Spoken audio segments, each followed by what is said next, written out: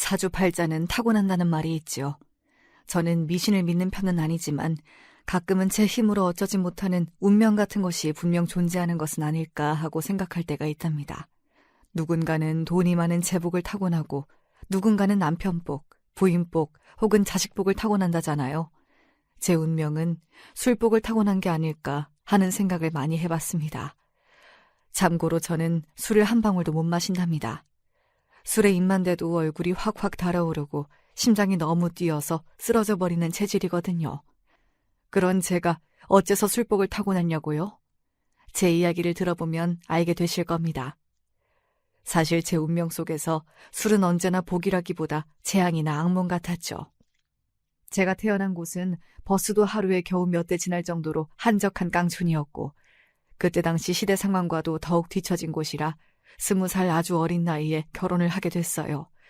지금 생각해보면 20살이 뭘 알고 결혼을 했겠나 싶지만 여자가 결혼해서 살림 안 하고 일하는 것이 되려 이상한 세상이었으니까요. 당시 동네 아이들은 중학교까지 나와서 집안 농사일을 돕다 시집이나 가는 것이 일반적이었고 그나마 조금 사정이 나은 집 아이들은 저처럼 여자상업고등학교에 다녔어요. 학교가 꽤 멀어서 새벽에 버스를 타고 갔다가 밤이 되면 다시 막차를 타고 와야 했는데 버스 정류장 근처에 전빵이라고 부르는 구멍가게가 있었어요. 지금으로 치면 편의점 같은 곳이었는데 학교 끝나면 그곳에 들러 다 같이 강냉이를 씹으며 수다를 떠는 게 낙이었죠. 그런 저희 옆에는 항상 편의점에서 맥주 한잔 하듯 전빵에서 가볍게 고프, 그러니까 잔술을 마시는 동네 젊은 총각들이 있었어요.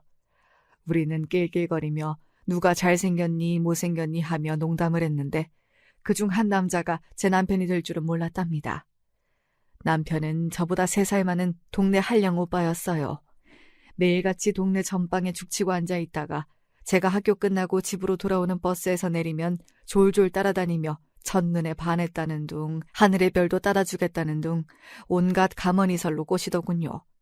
그 바람에 연애하게 되었고 당시 연애는 곧 결혼이나 다름없었기에 빠르게 결혼식까지 올리게 되었어요. 사실 지금에 와서야 생각해보면 거기 죽치고 앉아 집에 가는 여자애들에게 다 그렇게 떡밥을 던졌겠죠. 그 떡밥을 어리석게도 덥석 물어버린 건 저였고요. 그렇게 남편과 만나 가정을 꾸렸어요. 시부모님은 제법 규모가 있는 양계장을 하고 있었고 남편도 별다른 직업 없이 양계장을 돕고 있었죠. 물론 제가 한량이라고 소개했던 것처럼 남편은 일은 대충 하고 놀고 먹기 바빴어요.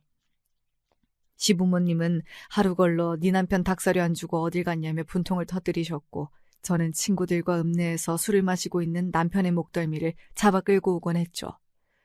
술과의 악연, 그것이 시작이었어요. 저는 시댁에 들어가 살면서 시부모님에 더해 아직 장가를 못 간 시아주버님까지 모시고 살았어요. 새벽부터 밤까지 말 그대로 시집살이 제대로 했고요. 삼시세끼에 새참까지 직접 만들어야 되고 시부모님의 남편 형제의 우리 아이들 뒷바라지까지 다 제 몫이었죠. 그래도 시집살이 안 하는 집이 드물었던 시절이었던 만큼 시부모님이 절 예뻐해 주시고 딸처럼 생각해 주셔서 감사하다 여기며 고단함을 달랬어요. 남편의 집은 양계장 말고도 논밭을 제법 가지고 있었는데 벼농사가 고된 건 다들 아시잖아요. 일이 힘들어서인지 농사일 하시는 분들 대부분은 술을 일상적으로 마시는 분위기였고 남편의 집안도 그랬어요. 일하면서 새참 시간마다 막걸리를 꼭 마셔야 되고 저녁에는 반주를 꼭 마셔야 되는 집안 분위기가 있었죠. 지금이야 술 마시고 담배 피는 것을 눈치 봐야 하는 시대지만 그때는 버스나 영화관에서도 담배를 피우던 때였으니 전혀 이상할 일이 아니었어요. 오히려 술, 담배를 잘할수록 남자답다고 생각하는 때였으니까요. 맨날 농땡이 치고 코빼기도 보이지 않는 남편은 일이 다 끝나고 저녁쯤 되어서야 집으로 기어 들어왔어요. 제정신으로 들어올 때가 드물었고 늘 고주망태 상태였죠. 매일 단골 술집에 있는 것을 잡으러 가니까 나중에는 친구 집, 이웃 동네, 심지어 뒷산에까지 가서 술을 먹고 앉아있더라니까요. 술을 안 마시는 날은 거의 없었지만 하루라도 술을 안 마시면 불안해하고 무기력해 보였어요. 돌이켜 생각해보면 시부모님 집안 전체가 알코올 중독 증상을 보였던 것이 아니었나 싶지만 당시에는 그런 일이 비일비재했기에 그저 남편이 또 속을 썩이는구나 하고 넘어갔던 것 같아요. 남편이 해야 할 양계장 일까지 하느라 제 몸에서는 매일 닭똥 냄새가 났어요. 아무리 때를 밀고 비누로 닦아도 냄새가 지워지지 않는 느낌이었던 게 스트레스로 인한 강박 같은 것이 아니었을까 싶어요. 그때의 기억 때문인지 저는 지금도 달걀을 못 먹어요. 하지만 시아주버님은 늘 소주에 달걀 프라이 하나 먹는 게 일과였어요. 저는 아주버님 때문에 매일 달걀 프라이를 튀겼어야 했지만 돌아오른 말은 짜네, 싱겁네, 덜 익었네, 더 익었네 하는 잔소리였죠. 시부모님과 남편이야 제가 선택한 가족이지만 아주버님까지는 생각지 못했기에 갈수록 야속해지더군요. 아주버님은 남편보다 더 술을 많이 마셨던 기억이 나요. 그리고 더 힘들었던 건 매일 술상을 봐야 하는 점이었어요. 남편은 밖에서라도 마시고 돌아왔지 시아버님과 아주버님은 늘 집에서 제가 만드는 술안주로 술을 마시는 걸 좋아했죠. 다른 집안일은 의뢰해야 할 일이거니 하고 했지만 술상을 차리고 치우고 하는 일은 매일 하는데도 적응이 안 되고 정말 하기 싫더라고요. 제가 술을 못 마시니까 술을 왜 그렇게까지 마시는지 더욱 이해하지 못해서이기도 했고 무엇보다 아주버님은 남편보다도 더 술버릇이 고약했거든요. 끝이 항상 좋지 않았어요. 토하는 건 기본이고 술에 취하면 욕설에 막말에 집안 살림을 다 때려 부수기도 했었죠. 속된 말로 술 마시면 개 되는 게 아주버님이셨어요. 남편과 싸우기도 많이 싸웠어요. 아주버님 술 좀 못 드시게 하면 안 되냐. 술은 이제 지긋지긋하다. 술이랑 살던가 나랑 살던가 해라. 그러면 남편은 다들 그러고 산다. 왜 너만 유난이냐. 그러면 너도 술을 마셔봐라. 그런 식으로 나왔어요. 저도 그래서 역지사지해야 정신 차리지 하는 생각으로 못 먹는 술 마시고 주사를 부려보려고 했는데 체질적으로 아예 안 받더라고요. 막걸리 한 잔 마시고 쓰러져서 병원에 실려가기까지 했으니까요. 미운 오리 새끼 이야기 있죠. 남편의 가정 환경에서는 제가 오히려 이상한 존재였고 저 역시도 어느 정도 가스라이팅 당해서 나는 왜 술을 못 마실까 속상하기도 했어요. 차라리 같이 어울려 즐기기라도 하면 억울하지는 않을 텐데 자기들끼리 즐겁고 나 혼자 멀뚱히 있다가 일이나 해야 하니 술이 좋게 보였겠어요. 진짜 다 갖다 바다에 뿌려버리고 싶었더랬죠. 그렇다고 남편이 밉기만 한 건 아니었어요. 술에 적당히 취한 날엔 길가의 들꽃을 한아름 꺾어다 주기도 하고 시부모님이나 아주버님이 저에게 뭐라고 하면 예쁜 내 마누라한테 왜 그러느냐며 제 편을 들어주기도 했거든요. 다정한 배짱이라고나 할까요. 아주버님만큼 주사가 심하진 않아서 흥이 오르면 노래나 하는 정도였죠. 심수봉 노래를 어찌나 구슬프게 잘 부르던지 밉다가도 예쁘고 못 살겠다가도 그래도 남편밖에 없네 하고 마음을 돌렸답니다. 남편에게 물어본 적도 있어요. 왜 그렇게까지 술을 마시고 집에 안 들어오는 거냐고. 남편은 어릴 때부터 해왔던 양계장 일이 너무 싫었대요. 자기는 꿈도 많고 포부도 컸는데 찬란해야 할 자신의 청춘이 이렇게 닭똥 냄새나 맡으며 살기에는 아깝다고 생각했다 하더군요. 아주버님도 비슷한 생각이었고요. 그럼 내 인생은, 내 청춘은 20살에 시집와서 시댁 사람들 뒷바라지나 하고 밖에서는 양계장과 논밭에서 집에서는 부엌에서 하루를 보내는 내 젊은 시절은 누가 보상해주나요? 누군가를 원망하진 않았지만 이렇게 되어버린 제 운명이 야속하긴 했었죠. 아이들이 태어나면서 안 그래도 복잡거리던 집안이 더욱 시끄러워졌어요. 첫째는 아들, 둘째는 딸, 셋째는 아들. 이렇게 3남매를 낳았고 아이들은 무럭무럭 자라났어요.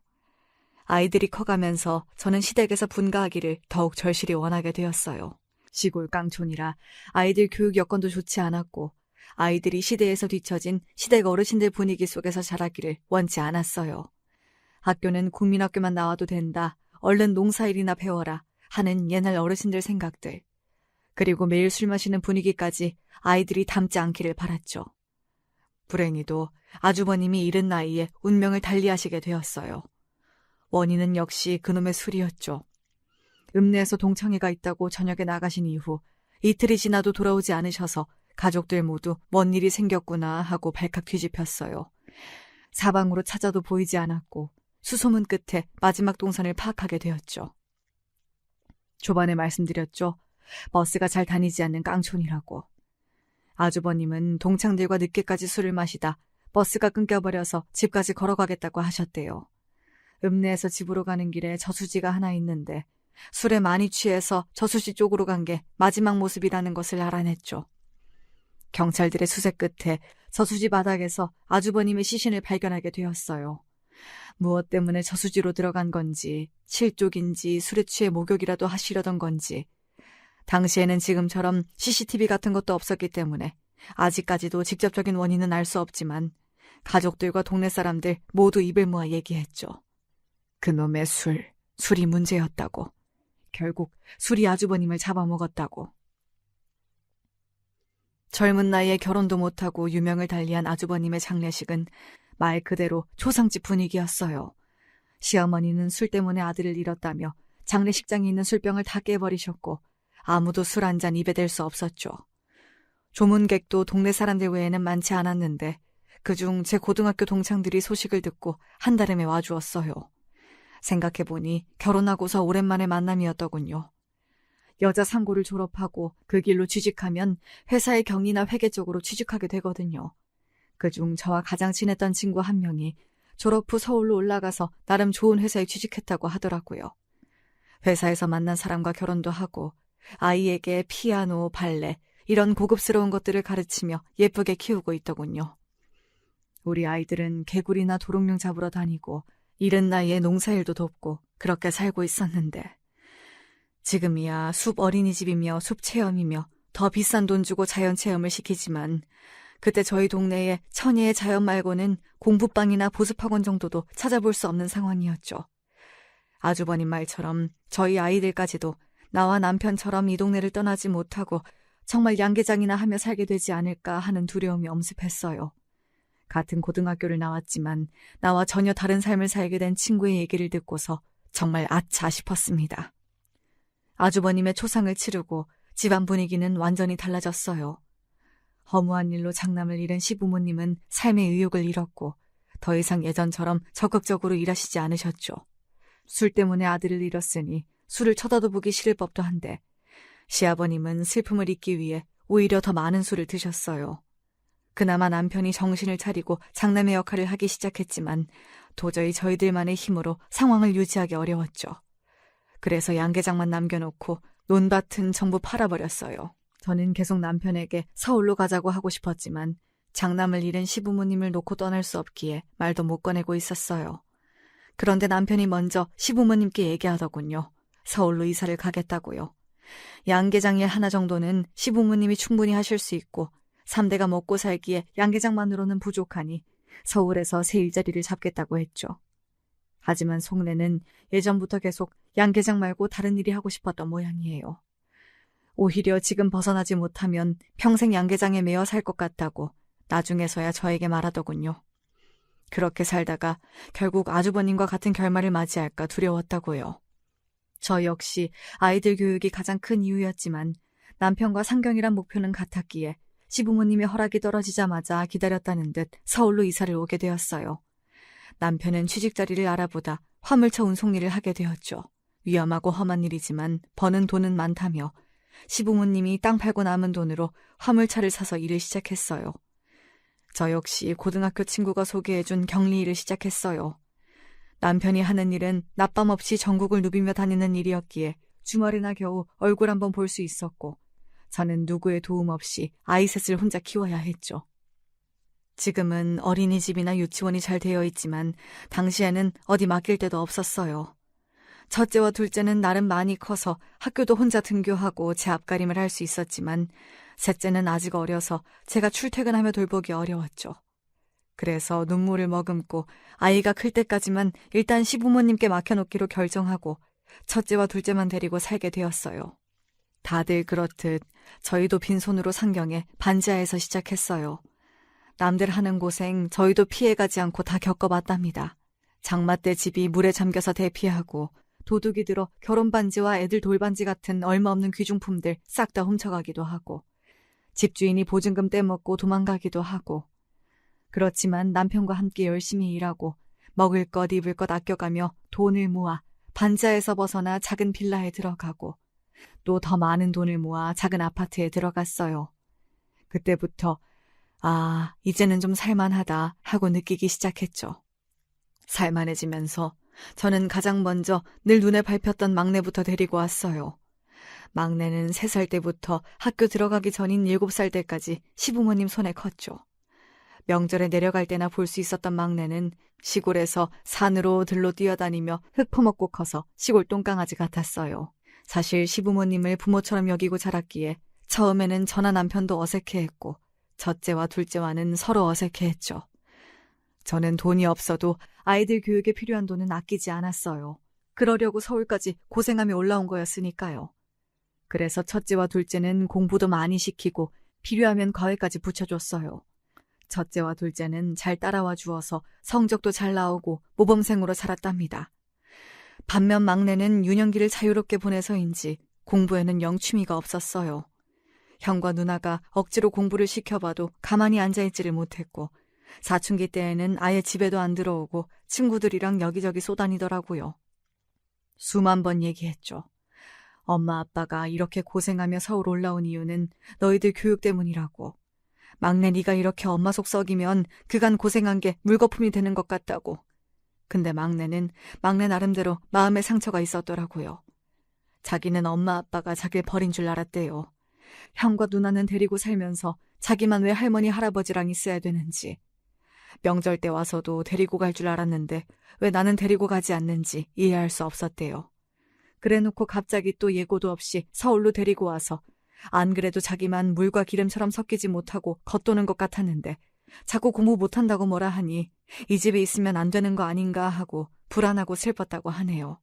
저는 막내가 공부만 안 할 뿐이지 늘 밝고 친구들과도 잘 지내고 해서 그렇게 마음의 상처가 클 줄 몰랐기에 너무 미안해서 막내를 안고 펑펑 울었어요. 아이들 핑계를 대며 서울에 왔지만 사실 저와 남편의 욕심이기도 했고 그 욕심에 막내가 어느 정도 희생된 부분도 있었죠. 그래서 진심을 다해 이야기해 주었어요. 항상 시골에 두고 온 네 생각을 안 한 적이 없다고. 하루라도 빨리 너를 데리고 와 같이 살겠다는 일념으로 더 열심히 일했고 그러다 보니 시간이 생각보다 많이 흘렀을 뿐이었다고. 막내는 이해하고 알겠다곤 했지만 마음이 치유되기에는 서로 많은 노력이 필요해 보였어요. 저는 그래서 첫째와 둘째보다 막내에게 더 많이 신경 쓰고 살았어요. 막내에게 죄를 지은 마음으로 막내가 뭘 하든 아끼지 않고 응원해 주었고요. 첫째, 둘째와 다르게 공부 말고 네가 하고 싶은 것들 마음껏 해보라고 했어요. 기타를 치겠다고 하면 기타를 사줬고 운동을 하겠다고 하면 운동학원을 끊어줬죠. 가끔 저에게 대들어도 첫째와 둘째에게처럼 엄격하게 하진 않았어요. 들판을 뛰어노는 개구리를 억지로 잡아온 것처럼 잡으려면 절대 잡히지 않는 아이였기에 스스로 깨닫고 돌아오길 바라며 폭풍 같은 사춘기를 보냈죠. 첫째와 둘째는 또 다른 막내를 편애하는 저에게 불만이 있었던 모양이지만 그래도 사정을 알았기에 이해해 주었어요. 첫째와 둘째도 어릴 때 막내는 왜 따로 사냐고 물어봤을 정도로 막내가 떨어져 살았던 때를 기억하더라고요. 그래서 가능한 막내를 도와주기 위해 노력했죠. 둘 다 먼저 취직해서 막내에게 용돈도 주고 그랬으니까요. 모든 식구들이 마음을 모아 그렇게 노력했지만 막내는 좀처럼 다친 마음을 열지 않았어요. 남편은 화물차 일을 시작한 이후 집에 잘 들어오지 않았지만 한 달에 한두 번씩 집에 들어오면 꼭 자식들과 술을 한 잔씩 했어요. 남편도 아주버님 일이 있어서 그때 이후 과음을 하진 않았어도 그 재미까지는 못 잊었던 모양이에요. 저도 아주버님처럼 많이 마시지만 않으면 자식들과의 간단한 술상 정도는 서로 속 얘기도 할 수 있고 좋다고 생각했죠. 막내가 처음으로 성인이 된 날, 남편은 술은 무조건 아버지가 가르쳐야 된다는 생각을 가지고 있었기에 막내에게 처음으로 주도를 가르쳐주며 같이 술을 마셨어요. 그런데 막내가 제법 술을 잘 받아 먹더라고요. 저를 닮아 술을 잘 마시지 못하는 첫째와 둘째와는 다르게 막내는 넙죽넙죽 마시더니 갑자기 확 취해버렸지 뭐예요. 그리고는 완전히 취해서 남편에게 쌍욕을 막 하는데 그 모습은 정말 영락없는 돌아가신 아주버님이었어요. 욕하고 행패 부리고 말리는 형을 주먹으로 때리고 술상 뒤엎고 세상에 머리가 지끈거리더군요. 다음날 막내는 숙취로 괴로워하며 일어났어요. 지난밤의 일을 기억하지 못하더라고요. 그래서 저는 이제와 다르게 엄하게 말했어요. 너는 절대 술을 마시지 말아라. 술은 입에도 대면 안 된다. 술 취해서 저수지에 빠져 죽은 너희 큰아버지 꼴난다. 막내는 그때 당시엔 알았다고 했지만 대학 생활을 시작하면서 술자리가 잦아졌고 고주망태가 되어 집에 들어오는 날이 늘어나기 시작했어요. 남의 등에 엎혀오기 일쑤요. 아무데나 토하는 건 일상에 집 앞에서 괴성을 질러대서 끌고 들어오기도 했고 지나가던 사람과 시비가 붙어서 경찰서에서 전화가 오질 않나 막내는 아주버님 이상으로 더한 문제를 일으켰어요. 남편과 첫째가 막내를 크게 혼내보기도 하고 저와 둘째가 타일러 보기도 했지만 막내는 누구의 말도 듣지 않았어요. 저는 그러다 막내도 아주버님처럼 사고라도 날까봐 매일 마음을 졸여야 했죠. 새벽 늦게까지 막내를 기다리며 집에 들어올 때까지 잠을 설치는 날이 부지기수였고 안 들어오기라도 하는 날엔 불안함에 아무것도 손에 잡히지 않았어요. 옛날에는 몰라서 시아버지와 아주버님이 그 지경이 될 때까지 놔두고 있었지만 이제는 시대가 발전했잖아요. 제가 어르고 타일러 막내를 알코올 중독 상담센터에 데리고 갔더니 알코올 중독 중기 증상에 가깝다는 판정을 받았어요. 치료도 몇 번 받아보고 극복해보기 위해 안 써본 방법이 없었지만 막내의 알코올 의존도는 마치 시댁이 그랬던 것처럼 쉽게 극복되지 못했어요. 내가 왜 막내를 시댁에 맡기고 왔을까? 다 힘들어도 막내까지 책임졌어야 했는데 기억 못할 거라 생각해서 두고 온 거긴 했지만 왜 시아버지 밑에서 유년기를 보내게 했을까? 막내는 그렇게 늘 저의 아픈 손가락이었답니다.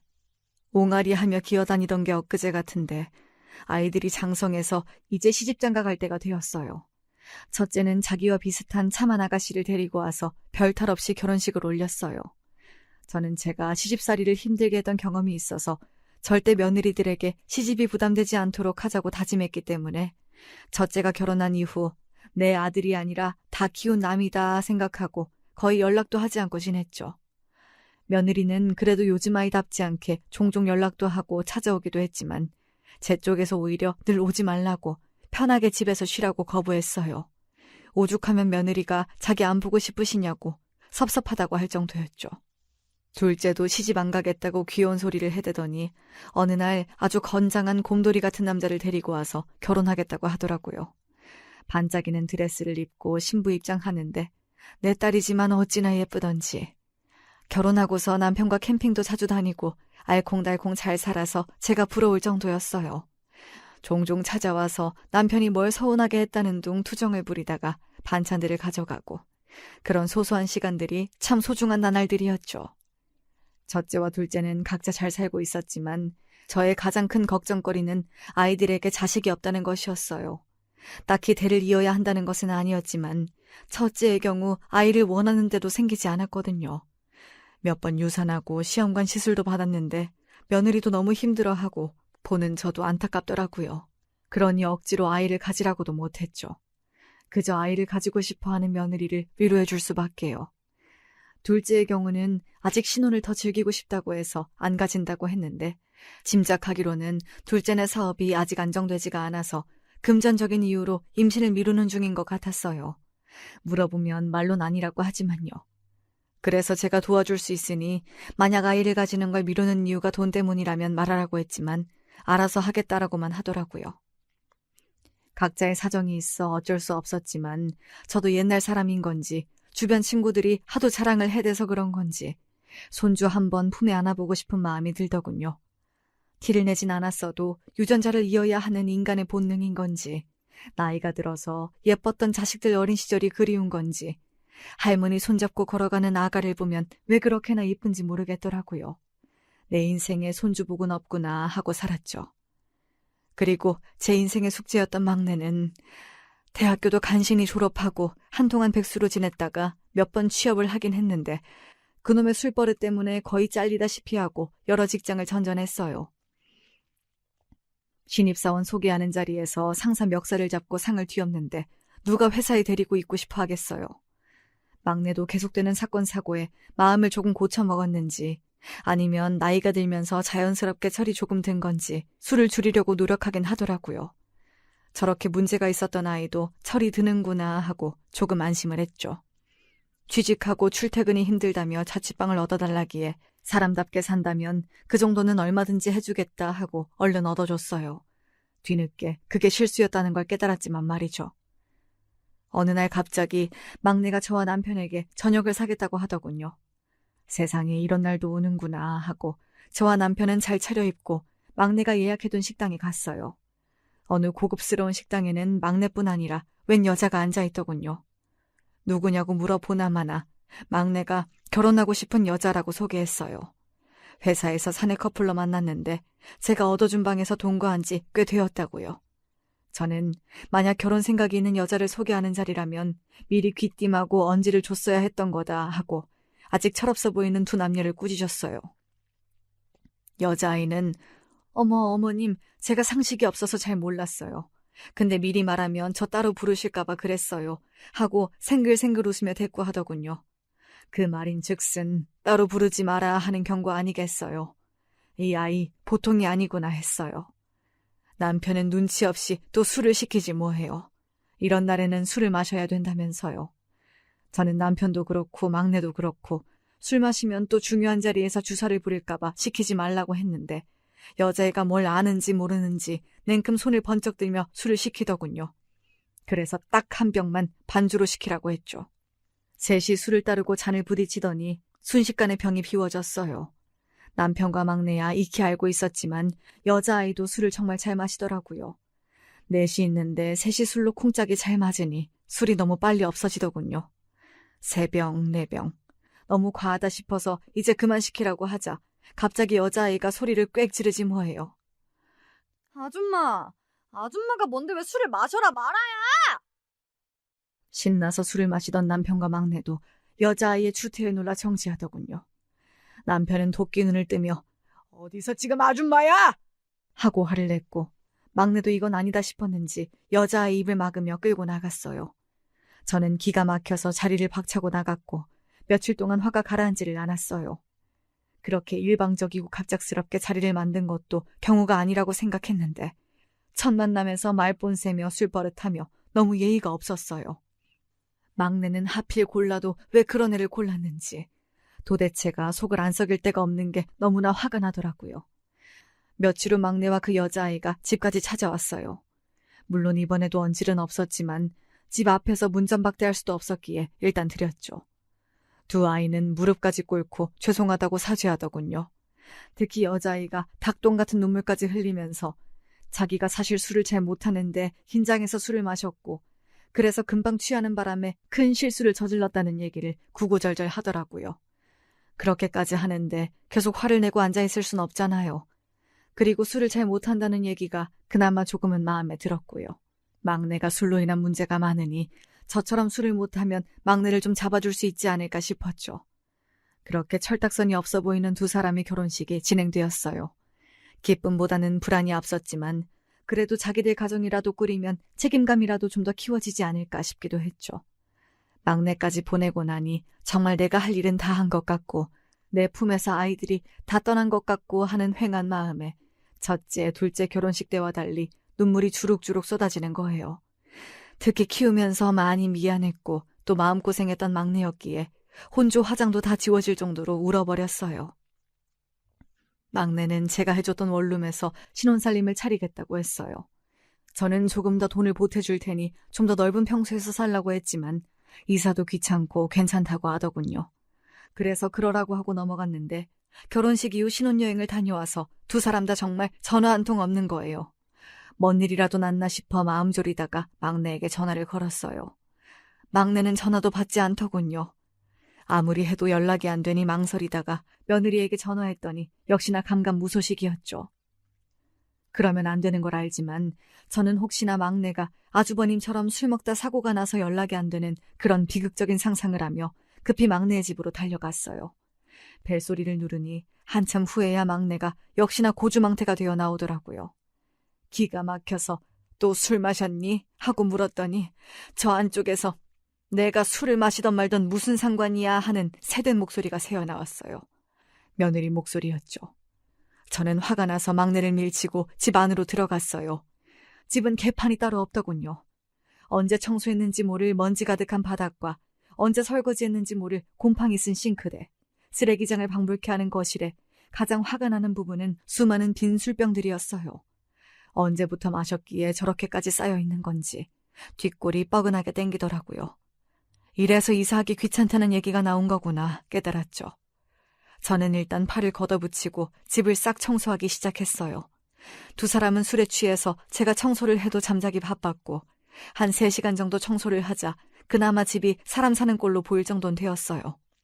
청소가 끝나고 저는 막내와 며느리를 깨웠어요. 술이 조금 깼는지 절 보고 화들짝 놀라더군요. 도대체 이게 사람 사는 꼴이냐? 어떻게 이 지경이 되도록 술을 마시고 살아? 오늘부로 술을 못 끊으면 너희들과 내 연을 끊을 것이다. 저는 일가라고서 자리에서 일어났어요. 근데 그런 채 뒤통수에 대고 며느리가 대꾸를 했죠. 어머니, 아무리 시자라지만 이렇게 불쑥 남의 신혼집에 들어오시는 건 어머님이 말씀하신 예의가 아니지 않나요? 신혼 초부터 이러시면 곤란해요. 저는 너무 큰 충격을 받아서 우두커니 서서는 두 아이를 바라만 봤어요. 막내가 눈치를 보다가 저를 끌고 집 밖으로 나갔죠. 엄마, 아무리 그래도 이렇게 불쑥 찾아오는 건 아닌 것 같아요. 제가 나중에 연락드릴 테니까 당분간 연락하지 마세요. 저는 아주버님 일도 있고 해서 걱정되어 한달음에 달려갔고 그래도 용서해보려고 청소까지 해줬는데 아이들에게 먼저 연락한 것이 그렇게 큰 죄였을까요? 그게 시자라고 불릴 만한 일이었을까요? 자기들이 해야 할 일은 안 하고 자기 권리만 내세우고 이게 무슨 경우일까요? 사람은 참으로 변하지 않는구나. 막내가 저리 된 데에는 시댁에 너무 어린 시절 놓고 온 것 때문이라고 여겨 죄책감을 가졌던 것이었는데 지금 보니 그냥 타고난 천성이었구나. 내가 죄책감을 갖지 않아도 되는 거구나 하면서 더 이상 대꾸하지 않고 집으로 갔어요. 그렇게 막내와의 연락은 끊고 지냈어요. 제가 먼저 하면 또 시자 어쩌고 하면서 트집 잡을 것 같고 저도 다 커서 가정까지 꾸린 아이들을 돌보며 살 필요는 없었으니까요. 자기들이 어느 날 정신 차리고 살기를 바라밖에요.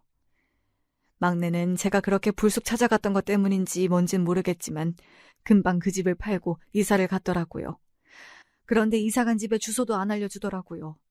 제가 찾아올까봐 며느리가 그러라고 시킨 건가 싶기도 했지만 이젠 아무래도 상관없었어요. 그래 잘 살아라 하고 더 이상 마음 쓰지 않았어요.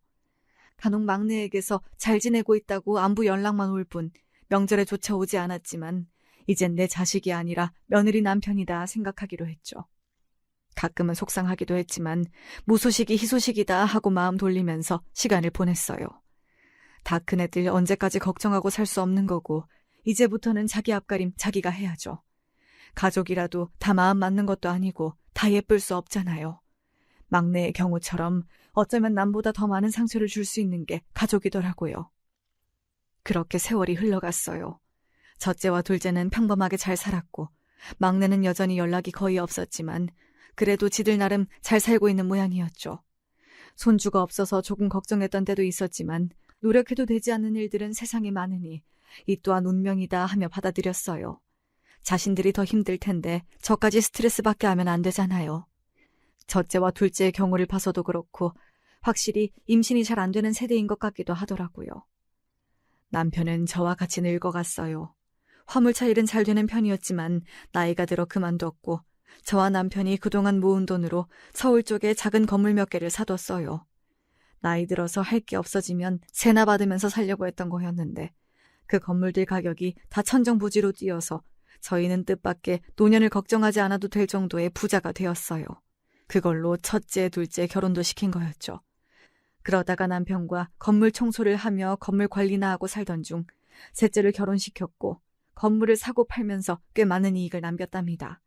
남들이 보기에는 건물 청소부들 같겠지만요. 남편은 예나 지금이나 한결같이 저녁에 반주하기를 좋아하고 심수봉 노래를 구슬프게 부르고 가끔 꽃 한 송이를 사다주는 낭만이 있는 사람이었어요. 오래전 뭣도 모르는 때에 결혼해서 많은 일들이 있었지만 그래도 같이 으쌰으쌰하며 지금까지 성실하게 살아왔고 술과 관련된 나쁜 기억도 있지만 좋은 기억도 많이 있었죠.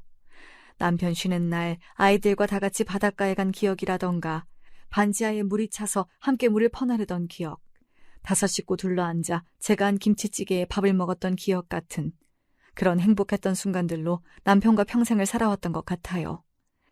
남편과 어느 날 오랜만에 고향집을 찾아갔어요. 시부모님은 예전에 돌아가셨었고 양계장은 이제 전부 자동화 시스템으로 관리되고 있어 직원들을 두고 운영하고 있었죠. 이제 저희도 나이가 많아서 양계장은 팔기로 했고 마지막으로 보러 간 거였어요. 양계장마저 사라지면 정말 저희의 신혼 시절이 사라지는 것이었거든요. 우리는 예전 전방이 있던 자리도 가보고 시부모님과 아주버님 산소도 가보고 아이들이 놀던 개울가도 가보면서 추억을 되새김질했어요. 그때는 이 총구석이 그렇게도 지긋지긋했는데 어떻게든 서울로 가자고 그랬는데 지금 와서 보니까 많이 바뀌었더군요. 세월을 맞은 건 저희뿐만이 아니었어요. 남편은 예전 전방자리 근처에서 그때 마시던 맥주는 아니지만 비슷한 맛의 예전 브랜드 맥주를 마시며 속마음을 얘기했어요. 자기는 죽으면 자기 재산을 다 기부하고 싶다고 하더군요. 자기처럼 농어촌에서 자기 꿈을 펼치지 못하는 아이들에게 물려주고 싶다고요. 아이들 결혼할 때 충분한 재산을 나눠줬고 그거 아니더라도 아이들이 이미 충분히 먹고 살고 있으니 사회에 환원해도 괜찮지 않겠냐고 했어요. 솔직히 저는 상관없었어요. 살 만큼 살았고 풍족할 만큼 누리고 살아왔기에. 그리고 저 역시 이른 나이에 시집와서 내 꿈이 무엇인지도 모른 채 살아왔기 때문에 남편의 말에 크게 공감이 되었죠. 저는 그래도 아이들에게 물어보고 결정하자 했고 감사하게도 첫째와 둘째는 흔쾌히 부모님 재산이니 부모님이 알아서 하셔라 하더라고요. 막내한테도 얘기할까 하다가 솔직한 말로 자기들이 염치가 있으면 우리 재산에 대해 왈가왈부하진 않겠지 하고 따로 연락하지 않았어요. 재산을 하나하나 처분하고 남편과 조용한 노후를 보내던 어느 날 남편이 간암에 걸렸다고 하더군요. 간암 4기였고 이미 전이된 상태라 손쓰긴 어렵다고 했어요. 암의 원인이야 여러 가지겠지만 하필 또 간암이라니 저는 그게 술 때문이라고 생각할 수밖에 없었죠. 남편은 평생 처음으로 술을 안 마시고 마지막까지 보냈어요. 죽기 몇 주 전 딱 곱부, 딱 술 한 잔만 마시면 소원이 없겠다고 하더군요. 정말 마지막 잔이라고 생각하고 제가 남편의 물컵에 물에 탄 소주를 한 잔 가득 따라 주었어요. 남편은 그것만으로도 행복해했죠. 마지막까지였지만 그 술사랑은 평생을 함께해도 정말 이해할 수가 없었어요. 길다면 길고 짧다면 짧은 투병 끝에 남편이 저보다 먼저 세상을 떠났어요.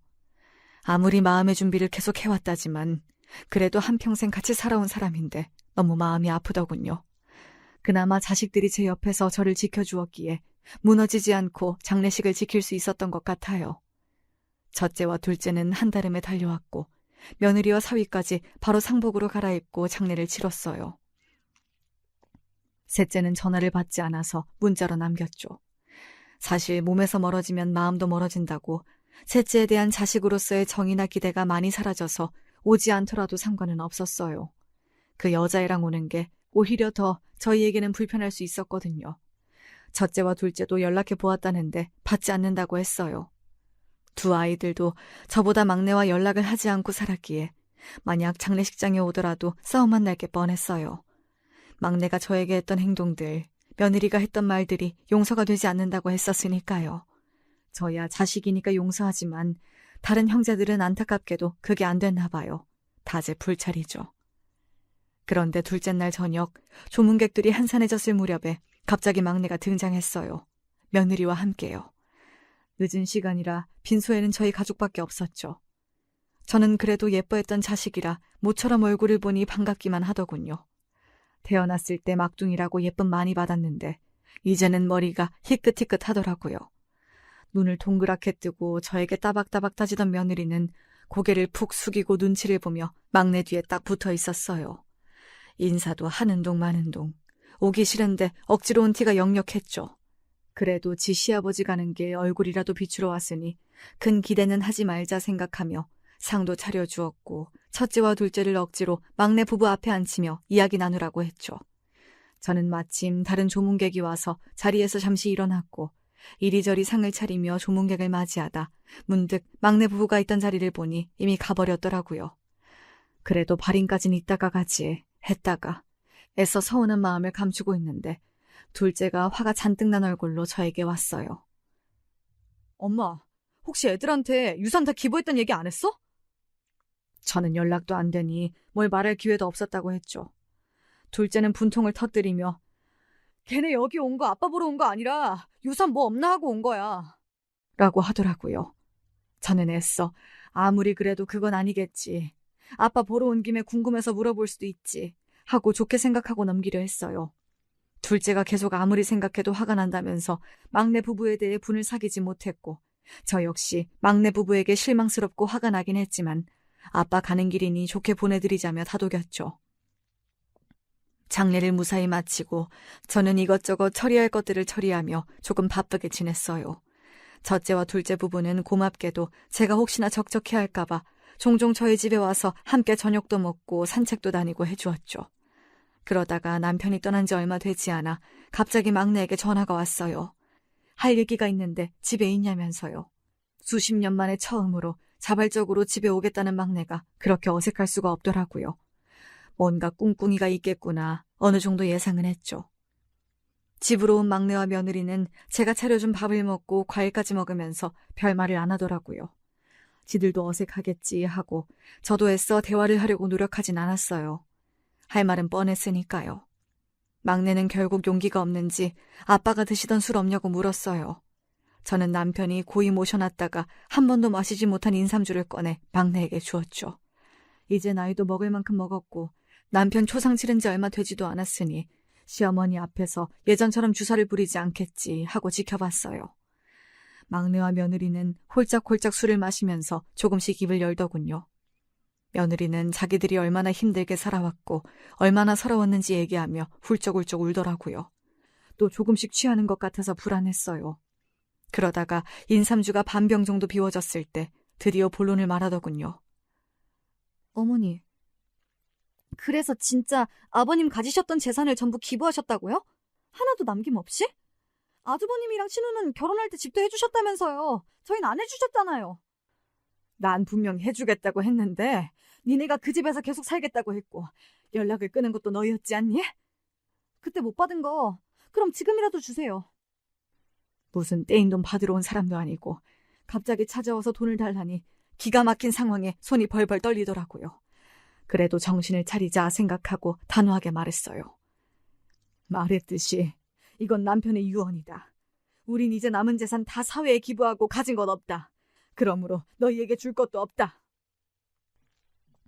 막내는 한숨을 푹푹 쉬며 연거푸 술잔을 들이켰고 며느리는 딱 봐도 속이 부글부글 끓는 얼굴로 계속 술을 마시더니 저를 살벌하게 노려보더라고요. 아씨, 짜증나. 너 지금 뭐라고 했니? 짜증난다고요. 저는 애써 화를 가라앉히며 며느리를 노려보았어요. 뭐가 그렇게 짜증이 나는데? 이래서 노인들은 빨리빨리 죽어야 한다니까? 사회에서 일을 할 수도 없고 나라에서 나오는 세금만 축내고 그나마 재산이라도 모아놔서 자식들한테 물려주던가. 근데 지금 그것도 없다는 거죠? 그쵸? 어머니도 짐이니까 그냥 빨리 죽어버려요. 제 평생 그렇게 심한 말을 면전에서 들어본 적이 있었나 싶어요. 몸이 부들부들 떨리고 눈앞이 깜깜해지고 귀에서 이명이 들리더군요. 막내도 며느리 말이 심했다고 생각했는지 며느리를 노려보다가 따귀를 때렸어요. 짝 하는 소리가 거실에 울려 퍼졌죠. 야! 뚫린 입이라고 함부로 짓거리지 마. 우리 엄마야. 그 말에 제 눈에서 눈물이 주룩주룩 쏟아졌어요. 그 이후부터는 기억이 잘 안 나요. 막내와 며느리가 심하게 몸싸움을 했고 며느리가 고함을 질러댔고 저는 울면서 싸우는 두 사람을 말렸던 것 같아요. 두 사람의 싸움이 진정되지 않자 저는 거의 다 마신 인삼주를 내던지고 소리를 질렀어요. 유산이 그리 갖고 싶냐? 남편 재산은 다 기부했지만 내 재산은 아직 그대로 있다. 그게 그렇게 탐이 나냐? 그럼 다 가져가라. 그거 가져가고 다시는 찾아오지 마라. 제 이야기 초반에 여자 상고 다닐 때 하교하면서 전빵에서 강냉이를 먹고 그랬다고 했죠. 사실 그 전빵이 제 부모님이 하시던 전빵이었고 저는 전빵집 딸이었어요. 부모님은 그곳에서 전빵을 하시다가 슈퍼를 차리시고 나중엔 건물까지 세우셨죠. 정류장 바로 앞이라 꽤 많은 돈을 받고 건물을 매각했고 돌아가신 후 그 유산을 외동딸인 저에게 물려주셨죠. 막내 부부는 제 말에 싸움을 멈췄어요. 당황해하는 게 보였죠. 그러더니 집을 치우고 순순히 물러나더군요. 저는 막내 부부가 간 후 그대로 알아 누웠고 다음 날까지 계속 잠만 잤어요. 극도의 스트레스를 받았던 것 같아요. 다음 날 누군가 배를 눌러서 보니 막내 부부가 다시 찾아왔더군요. 사과를 하러 온 건지 유산을 내놓으라고 하러 온 건지 몰랐지만 마지막 기회를 주자 생각하며 고민 끝에 문을 열었어요. 그런데 막내 부부 뒤에 10살 정도 되어 보이는 남자아이가 서 있더군요. 처음 보는 아이였지만 전 한눈에 알 수 있었어요. 막내의 자식이라는 걸. 왜냐하면 막내가 어릴 때랑 똑같이 생겼거든요. 며느리는 아이를 자기 앞에 세워 보이며 말했어요. 어머니, 하나뿐인 손자예요. 막내 부부와 아이를 집에 들인 후 자초지종을 듣게 되었어요. 이사를 하고 아이를 낳았는데 제가 또 아이를 핑계로 불쑥불쑥 찾아올까봐 걱정이 되어서 아이가 생긴 사실을 막내에게 절대 말하지 말라고 했다더라고요. 그래서 막내도 얘기하지 않고 숨기고 있었다고요. 그렇게 원하던 손주였는데 전혀 예상치도 못했던 뜻밖의 방법으로 보게 되었지 뭐예요. 10년 만에 나타난 손자라니 저는 어떻게 해야 할지 모르겠더라고요. 며느리는 10년 만에 아이를 데리고 온 목적을 드러냈어요. 어머니, 저희 정말 힘들게 살았어요. 아버님 유산이 하나뿐인 손자에게 갔어야 했을 텐데 그건 이미 물 건너갔으니까 어머니 유산이라도 하나뿐인 손자에게 준다고 법적으로 해주셨으면 해요. 이해는 술을 마시면 폭언을 한다고 생각했는데 멀쩡한 정신에도 폭언을 할 줄 아는 아이였더군요. 저는 일단 알았다고 생각해보겠다고 하고 막내 부부와 아이를 돌려보냈어요. 그 이후 한참을 생각하고 또 생각했죠. 어떻게 해야 할지를요. 생각이 정리된 이후 저는 막내 부부와 첫째, 둘째 부부들까지도 모두 불러 모았어요. 첫째와 둘째는 막내에게 아이가 있었다는 사실을 알고 저처럼 충격을 받았죠. 저는 아이들 앞에서 공증받은 서류들을 모두 펼쳐보았어요. 아버지 재산은 사회에 다 환원했지만 내 재산은 아직 남아있다. 이제 나도 살 날이 얼마 남지 않았으니 나도 슬슬 재산들을 어떻게 할지 고민하다 이제 정리해보려고 한다. 내 재산의 4분의 1은 첫째에게, 4분의 1은 둘째에게, 나머지 4분의 1은 막내에게 공평하게 배분하려고 한다. 막내 며느리가 제 눈치를 보며 조심스럽게 물어보았어요. 그럼 나머지 4분의 1은요? 나머지 4분의 1은 손자에게 줄 것이다. 막내 며느리의 표정이 순간 밝아지더군요. 단 조건이 있다. 막내와 막내 며느리가 반신불수가 되거나 세상을 떴을 경우, 더 이상 돌봐줄 친인척이 없을 경우에만 이 재산을 쓸 수 있고 그 외에 손자의 부모는 절대 손자의 재산에 손을 댈 수 없다. 또한 손자는 손자의 부모가 만약 술로 인한 문제를 일으키거나 부모로서의 역할을 다하지 못할 경우 유산을 주지 않고 사회에 모두 환원한다. 모두 이것은 내가 죽을 때까지 변하지 않는 유언이다. 막내 며느리의 그 표정, 억울함과 분노로 일그러진 그 얼굴이 저는 그렇게 통쾌할 수 없더군요. 아직 앳된 얼굴의 손자는 무슨 일인지 알지도 못하는 표정이었어요. 막내 며느리는 불안을 숨기지 못하고 계속 궁시렁거렸지만 첫째와 둘째가 싸늘하게 노려보는 분위기 속에서 별말 안 하고 돌아갔어요. 저는 손자를 자주 보고 싶었지만 며느리가 있는 한은 그럴 수 없을 걸 알았죠. 다만 제 유산을 걸고 한 저의 협박 아닌 협박이 먹히기를 바랄 밖에 없었어요. 제발 부모로서 아이만은 바르게 키우기를 바랄 뿐이었습니다. 몇 년 후 예상하셨겠지만 막내는 며느리와 이혼하고 저희 집으로 들어왔어요. 막내 며느리는 술로 인해 사건 사고를 일으킨 전적이 많아서 양육권도 막내가 가져올 수 있었죠. 의외로 막내는 자기 와이프가 술로 인해 매번 사고를 치는 모습을 보고 거울 치료받듯 술을 끊게 되었다더군요. 제가 술복이 타고났다는 것은 이런 이유였어요. 물론 술이 제 평생을 괴롭힌 것은 맞지만 술로 인해 남편을 만나게 되었고 술 때문에 막내도 결국 정신을 차리고 제품으로 들어오게 되었으니까요. 그것도 하나뿐인 손자를 데리고 말이죠. 무엇이든 나쁘게 생각하면 한도 끝도 없이 나쁘지만 좋게 생각하는 게 이 나이에는 좋겠더라고요. 제 인생도 돌이켜보면 복을 많이 받은 인생이었어요. 남편복, 자식복, 손주복도 이만하면 타고났죠. 그래서 저는 술복도 타고났다 하고 생각하고 남은 인생 살려 합니다.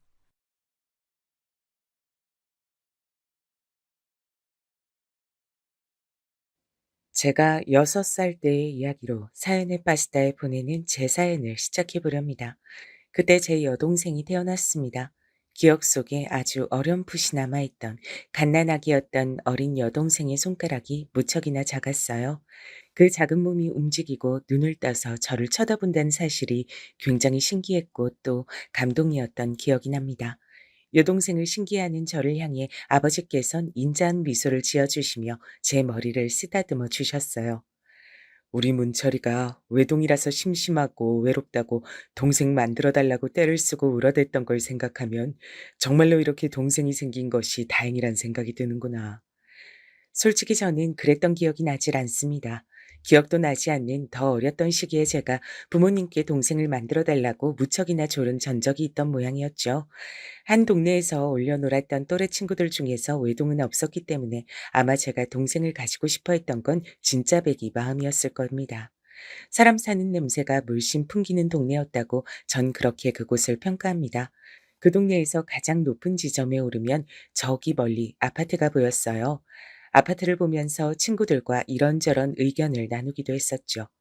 그 어린 녀석들이 뭘 안다고 아파트에 대해 논했던 것인지 지금에 와선 의문입니다. 무슨 의견들을 내놨던 것인지까진 기억이 안 나는데 심각한 얼굴들을 하고서 매번 떠들었던 기억만은 확실하게 나네요. 그런 저희들을 동네 어른들께선 귀엽다는 듯 바라보셨어요. 하지만 동네 어른들께서 직접 아파트를 바라보실 적엔 대단히 복잡 미묘한 눈빛을 하고 계셨죠. 그 점을 두고 어느 날 동네 친구 한 명은 이렇게 말했습니다. 아무래도 어른들은 아파트를 싫어하는 것 같아. 저희들은 다 동의하면서 와하하 웃었지만 진실은 그게 아니었겠죠. 저를 포함한 모든 녀석들이 자라는 동안에 스스로 깨달았을 겁니다. 동네 어른들께선 아파트를 싫어하신 게 아니라 바라보기만 해도 여러 생각이 드셨던 것 뿐이라는 사실을요. 시야에서 아파트가 보였지만 그곳은 도달할 수 없는 영역이었습니다. 집집마다 대문을 쉬이 열어놓고 살았던 동네. 그 때문에 어느 집에 누가 사는지 다 알았습니다. 여동생은 사람의 품에서 떨어지기만 하면 미친 듯이 우는 아이였어요. 2살 배기 주제에 목청이 얼마나 좋았던지 한 번 시끄럽게 울기 시작하면 집에서 멀리 떨어진 곳에서도 다 들릴 정도였습니다. 그래서 저는 밖에서 놀던 와중에도 문희가 우나 보다 이렇게 알 수 있었고 친구들도 저를 향해 네 동생이 울고 있다고 말을 해댔습니다. 그런 날에 집으로 가보니 동네 아주머니들께서 무려 5분 정도나 모여 계셨는데 어머니를 향해서 이런저런 육아 방식을 알려주고 계셨어요. 문철이 낳고 키울 적엔 이렇게까지 시달려 본 적이 없었는데 아들보다 딸이 기세가 좋은가 봐요. 어머니께서 멋쩍은 미소를 지으며 그렇게 말씀하셨을 때 제가 마침 낡은 대문을 넘은 참이었습니다. 너무 낡아서 똑바로 닫히지도 않는 대문. 그것은 오랜 세월의 풍파를 맞아 그리 되었다고 보더라도 어린아이의 신발이 그것보다 더 낡아 보인다는 것은 희한한 일이었습니다. 저는 대문을 넘은 제 발을 물끄러미 내려다보았죠. 원래 무슨 색이었을지 도저히 분간이 되지 않았던 신발은 온통 회색 빛이었습니다. 먹색으로 보이기도 했습니다. 작년에 이사를 간 상현이 형이 신던 신발이라고 나한테 물려줬던 건데, 그때는 발에 커서 헐렁했던 기억이 나는데 지금은 딱 맞는구나. 그리고 무척이나 더러워졌어. 동네를 떠나간 상현이 형. 저보다 3살 위였던 것으로 기억을 하고 그 가족들은 묘하게 어깨에 힘을 주고 다녔던 것 같습니다. 동네 분들이 쑥덕거리기를 상현이네는 이곳을 자기네들이 살 곳이 아니라면서 잘난 척을 하는 것 같다고 하였었죠. 그러거나 말거나 저는 상현이 형이 저에게 비록 자기가 다 쓴 것이지만 낙서할 공간이 남은 공책을 주고 자기한텐 작아졌다 말하면서 모자나 신발 따위를 곧잘 주었기 때문에 그 형을 잘 따랐습니다. 야, 문철아. 난 다음 주면 드디어 이사 간다. 지겨운 이 거지 동네 떠나게 됐다고 우리 아버지가 얼마나 콧노래 부르시는지 모른다. 이사를 가? 어디로? 그러면 난 이제 형을 못 보는 거야? 형 없으면 내가 심심한데. 너는 여기서 네 친구들 많잖아, 임마. 꼭 너 같은 녀석들이 바글바글한데 심심하긴. 야, 문철아. 내가 가기 전에 연필 새 거 하나 선물로 주고 갈게. 통 크게 베풀고 떠난다. 그걸로 공부라도 열심히 해서 이 다음에 훌륭한 사람이라도 돼보든지. 당연히 불가능하겠지만 내 말은 신용이라도 해보란 거야. 공부를 열심히 하면 훌륭한 사람이 될 수 있는 거야? 형, 훌륭한 사람은 어떤 사람이야? 말 그대로 훌륭하단 거야. 대단하고 멋진 사람 말이야. 그런 게 뭐야? 밥을 많이 먹고 일을 많이 하는 사람? 공부를 열심히 하면 그렇게 될 수 있어? 아, 나는 도대체 네가 왜 이 동네에서 똑똑이 소리를 듣는지 모르겠다. 너 같은 애들은 여기에 똑같이 널렸고 특별하게 잘난 건 난데 말이야. 문철아, 내가 훌륭한 사람이 뭔지 정확하게 알려줄 테니까 잘 보고 잘 들어라. 너 저기 아파트 있는 거 알지? 맨날 봤지? 응, 저기 멀리에 있는 아파트 구경하는 거 재밌어. 훌륭한 사람이란 저런 아파트 사는 걸 당연하게 생각하는 사람이야. 알아들었냐? 집에 가서 부모님한테 여쭤봐. 저는 그것을 부모님께 여쭤본다고 생각만 하고서 깜빡 잊었습니다. 상현이 형의 말 맞다나 제가 똑똑이가 아니었기 때문에 그랬나 봐요. 제가 그런 것을 잊고 사는 동안에 상현이 형에게서 물려받았던 신발은 낡아서 부스러져 가고 있었죠. 저의 집에 사는 수준을 그대로 대변하는 듯 했습니다. 문철이 왔네. 아이고, 근데 애가 신발이 저게 뭐야? 너덜너덜해서 저거 신고서 어디 뛰어다니기나 하겠어? 저를 발견하신 동네 아주머니 한 분이 그렇게 외치셨을 때 저는 황급히 시선을 올려 더 이상 신발을 바라보지 않았습니다. 그러나 어머니의 시선이 제 발치에 닿아 있었죠. 품속의 여동생을 토닥거리시던 손길이 잠시 멎었습니다. 당황하신 눈치였어요. 여동생을 낳으시느라 아기를 보시느라 제 신발이 그렇게 낡았다는 것을 그간 모르고 지내신 모양이었습니다. 저는 이 신발이 좋아요. 상현이 형이 예전에 저한테 신으라고 물려줬던 거라서요. 다른 신발도 있는데 일부러 이것만 신는 거예요. 예민한 아기를 보는 것에 서툴다고 동네 아주머니들께 지적을 받고 나신 직후에 어머니께서 저 때문에 또 한 번 민망함을 느끼실까봐 저는 마음에도 없는 소리를 줄줄 늘어놓느라 귀가 뜨거워졌습니다. 애절하고도 안쓰러운 눈빛을 어머니께서 저에게 보내셨고 동네 아주머니들께선 그간 잠시 잊고 살았던 집의 얘기를 꺼내기 시작하셨어요. 상현이네가 더럽게 거들먹거리면서 자기네는 인생 살다가 잘못 삐끗해서 이렇게 된 거고 원래 여기서 살아온 우리들하고는 근본이 다른 것처럼 그러더니만 결국엔 이 동네를 떠나긴 했네. 좋은 동네로 이사 가게 됐다면서 뭐 그랬던 것 같던데 사실 여부는 알 길이 없지만 잘난 체를 하고 다녔던 것이 아예 허수인 건 아니었던 모양이야. 그런데 사실 여기 문철이네야말로 상현이네보다 잘 살았던 거 아니야? 그런데 제가 의외의 이야기에 깜짝 놀랐습니다. 저희 집이 더 잘 살았다니 완전히 금시초문이었어요. 너무 놀란 표정이 된 저와 어색하게 웃는 어머니를 번갈아 쳐다보시던 동네 아주머니들께선 연신 어머나 세상에 라고 하시면서 호들갑을 떨기 시작하셨습니다. 그러시더니 오지랖을 피우시며 제가 몰랐던 얘기를 꺼내주시더군요. 문철이 너는 모르는 모양인데 너는 원래 여기서 안 태어났어. 네? 아닌데요? 저는 여기서 태어났는데? 그게 무슨 소리야. 여기 이 집은 원래가 80, 90 먹은 노인네 둘이서 살다가 한 분은 세상 뜨시고 다른 한 분은 멀리 땅끝 마을인가 하는 곳에서 사는 자식이 와서 모시고 가는 바람에 비게 된 집이었어. 그러다가 갓난쟁이인 너를 데리고 네 아버지 어머니가 어느 날 호련히도 나타나서 이 집에 자리를 잡은 것이었지. 그때 온 동네 사람들이 신기해서 며칠을 구경을 오고 그랬어. 왜냐면 딱 봐도 기운이 달랐거든. 어쩐 일인지 모르겠으나 갑자기 신세 망쳐서 이 동네까지 기어들어온 게 분명했어. 그걸 다 똑같이 느꼈던 거야.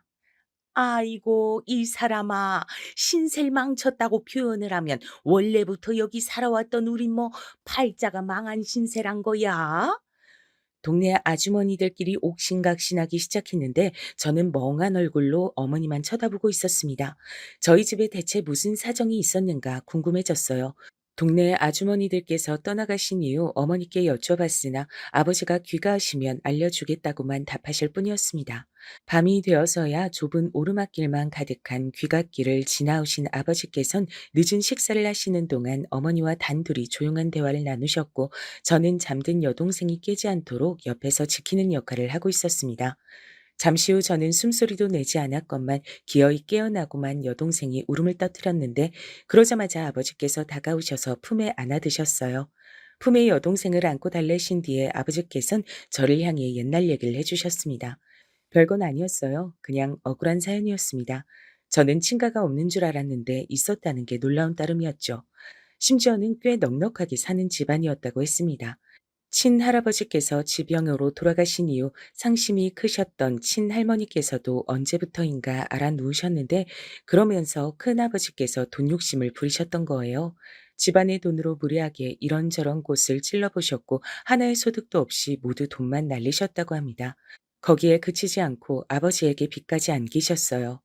큰아버지의 동생이란 이유만으로 아버지께선 억울하게 빚이 생기셨고 집안이 그 꼴이 된 것에 충격을 받으신 친할머니께선 돌아가셨습니다. 여담이지만 제 이름은 할머니께서 지으신 것이라고 하셨어요.